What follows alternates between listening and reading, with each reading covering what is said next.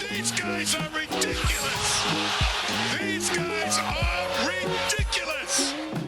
Now, how about them damn Celtics? We have to talk about Derrick White because that is the story. That is, I mean, if you watch the Pelicans game, you know, I think he was good in the Hawks game too, if I'm remembering correctly. Yeah, he had a good game.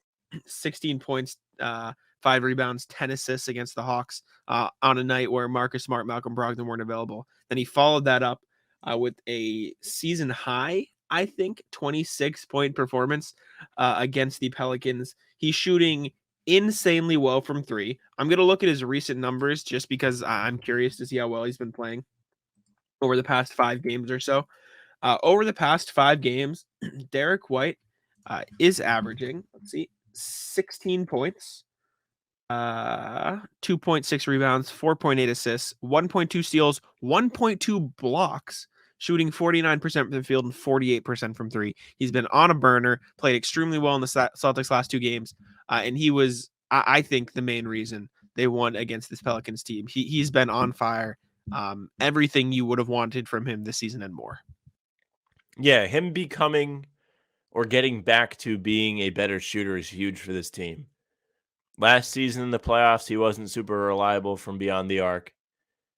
Before he got to the Celtics, throughout his career, we talked about this, Jack, at the trade deadline. You pointed this out. He traditionally shot up towards 40% from 3. I don't remember what it was exactly. It wasn't even that. Was it more than that? No, it was worse. He shot like 36% before that. Like, he shot for his career.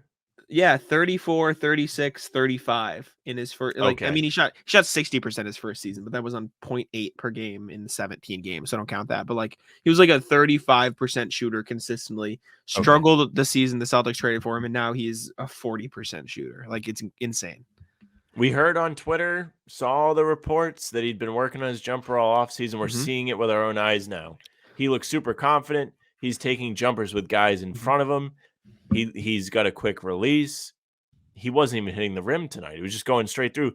There was a play where he was in the corner, and I believe Tatum hit him with a pass. Wasn't super accurate, fumbled the pass, just picked it up and shot over the guy and made it. He's got such a quick release this season. That's the biggest thing. He's got a quick release, and he's made big shots for this team. We talked about this earlier, Jack. We had the game against Chicago at the Garden where he made a big 3 to ice it. And then you had Monday against OKC. Yes. Another big one.